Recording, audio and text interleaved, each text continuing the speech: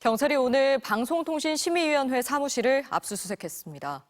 류희림 위원장이 가족과 지인에게 특정 언론사 보도를 심의해달라는 민원을 내도록 사주했다는 이른바 민원사주 의혹과 관련해서인데요.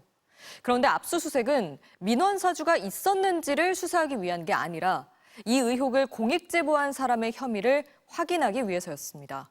김지성 기자의 보도입니다. 경찰 수사관들이 방송통신심의위원회 사무실에 들이닥칩니다.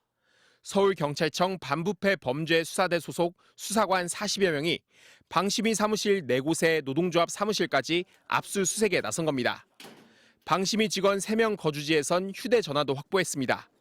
압수수색은 10시간가량 하루 종일 진행됐습니다. 오늘 압수수색에서 어떤 자료 확보하셨는지. 그건 못 해드리겠죠. 방심위는 지난해 9월 뉴스타파 김만배 신앙님 인터뷰를 인용 보도한 방송사에 대해 긴급 심의를 해 과징금 처분을 내렸습니다. 그런데 당시 류 위원장의 가족과 지인들이 대거 방심위에 민원을 제기한 사실이 확인됐습니다.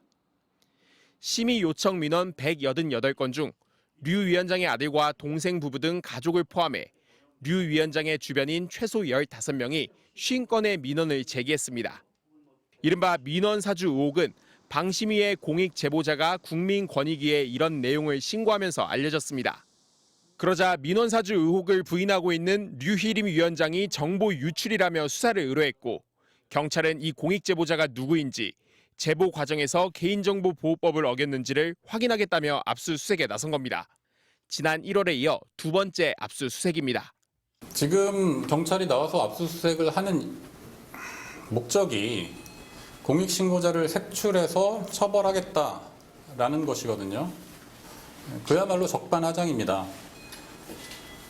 도둑이야 외쳤더니 외친 사람을 지금 잡아가겠다고.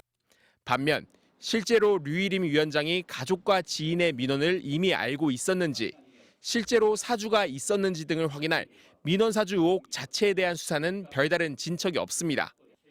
류 위원장은 지난 1월 이해충돌 방지법 위반 혐의로 고발됐지만 사건을 수사 중인 서울 양천경찰서는 8개월이 지나도록 류 위원장에 대한 소환 조사도 하지 않았습니다. 방심위 직원들에 대해서만 몇 차례 참고인 조사를 진행했습니다. 양천경찰서는 류 위원장의 가족들에 대해서도 소환에 응하지 않아 조사하지 못하고 있다고 밝혔습니다. MBC 뉴스 김지성입니다.